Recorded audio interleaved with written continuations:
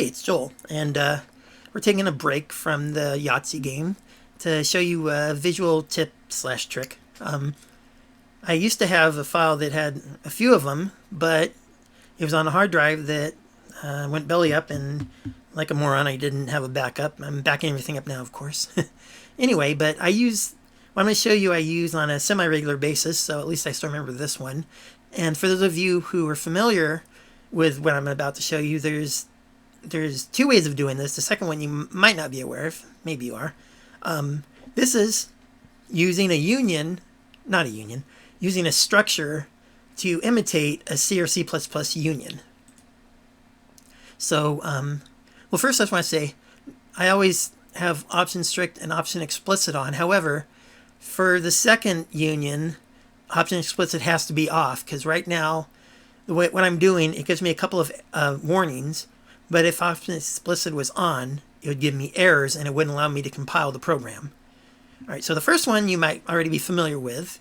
Quick note, before, it's a structure layout which is a layout kind is explicit, but before you can do that, you have to do imports system.runtime.interop services. Okay, then in the arrows, you put struct layout and in parentheses layout kind.explicit. That way, you set field offset, and you set it whatever offset you want your integers or your variables to go. Now, to make a union, you put different types of variables, like integer and long integer, or a short and integer, whatever. I have all of them here. Well, all of the basic types here, both signed and unsigned. You don't have to do that. I have that so I can show you I'll show you one example. Anyway, you see you have 8 bytes, 0 through 7. You have 4 shorts. You have 2 int32s, and you have 1 int64, long integer. Byte short, integer long. So I called it C union, and then for the buttons you press, I dim union as at union S union, so it's union dot u long 0, and all these names are in here. So here, let me play this, or start. Sorry, the arrow kind of looks like a play button on a CD player, old-fashioned tape deck or whatever. Okay, so when I press this button, u long, 0, but there's only I had to put 0 because u long's already taken. It's a name, so you put 0 on it. You can use it as a variable name, which of course is an unsigned long integer. I will assign it 1 1 2 2 all the way through 8 8. So you can get, for each byte, you can look at, it'll separate it there. So each byte has one byte worth of information that makes up the variable, or the short has 2 bytes each, and of course the 32-bit integer has 4 bytes each. Now, one thing you can use this for is you can, if you have a long and you want to assign one half or the other half to like an integer, you don't have to recast it. You can just give it, the unsigned integer 0, which is the bottom half. It's the first 4 bits, or you can assign an unsigned integer 1, which has the higher 4 bytes, not bits, bytes. Excuse me. So you don't have to recast anything. Makes it a lot simpler. I imagine it'd be faster too, because you're not calling a function. You're just assigning one int to another. So the way I did it with the 8 bytes is you can change one of the bytes and change part of the number if you want. Like, if you want to change the very top, the very last byte of the unsigned long and make it 8 8 instead of 1 1, you can do that. You can make byte 7, which of course 0 through 7, so it's the 8th byte. You can make it 8 8, and then now the long starts with 8 8.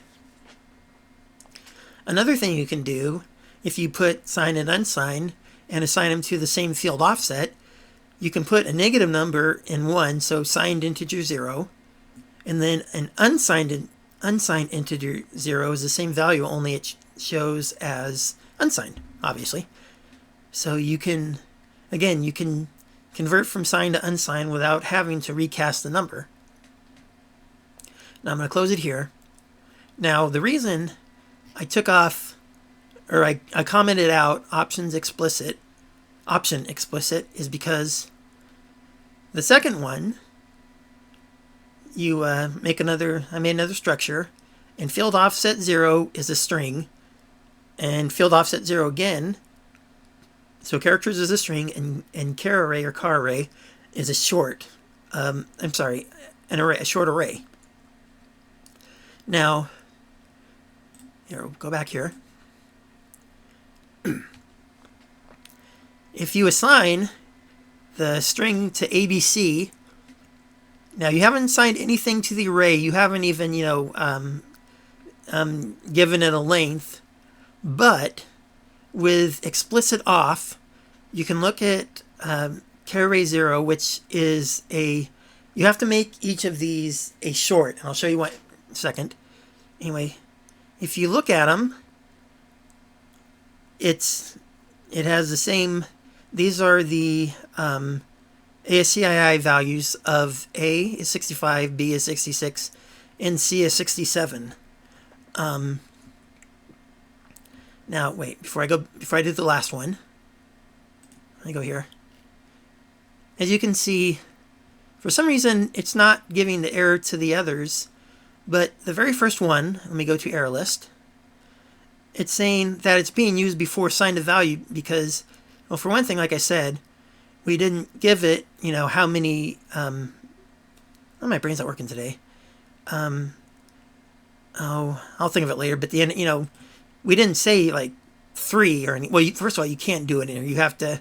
You have to give it a length outside of the structure. But I didn't do that. I didn't do a redim. I simply just said, hey, what's in index 0, index 1, and index 2?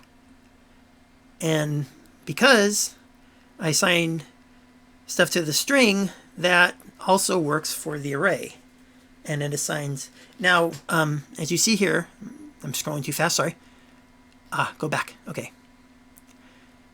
The array is in short because if you did it in byte, what would happen is, here, go back here. Okay, so if we did byte 0, it would say 65. But then byte 1 would be 0. So it puts a 0 after every character. So these are short, so this is 65.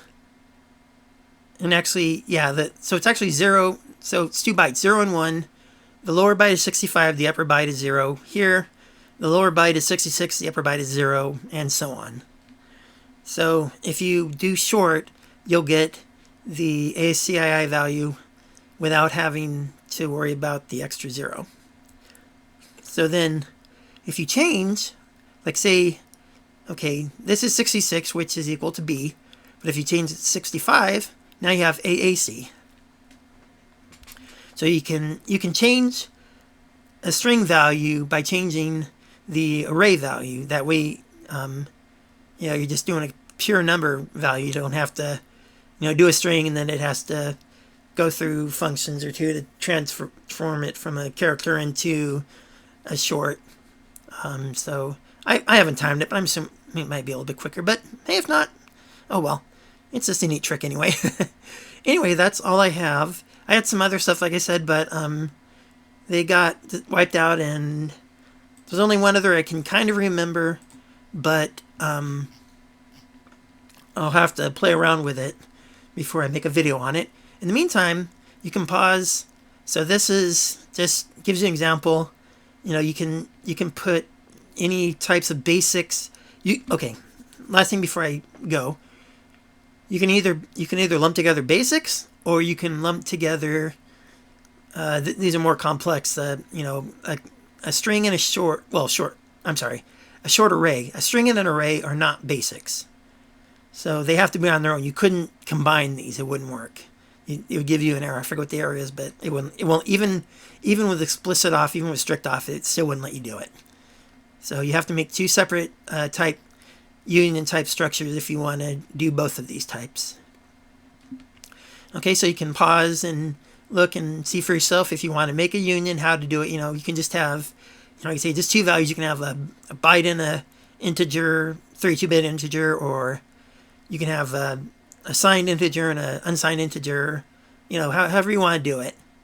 And then, actually, wait, if I do that, let's see. Okay, yeah, both of them are in the frame. You can freeze if you want, pause, and see if you want to do any of these, play around with them.